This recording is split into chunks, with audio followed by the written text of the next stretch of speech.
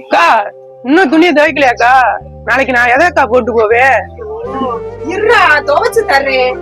ஏ Mahesh, blouse பாத்தியா? அங்கதான் நீ இருக்கு பாருங்க, எல்லாத்தையும் நானே செய்யறதா. நல்லா சோறாக்கிட்டியா?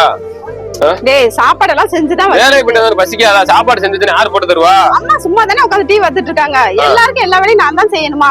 நானே சாப்பிட்டு போங்க. நம்ம வீட்டுக்கார புரிஞ்சுக்காம நம்ம எவ்வளவு பெரிய தப்பு பண்ணிட்டோம். எங்கம்மா கிளம்பிட்ட?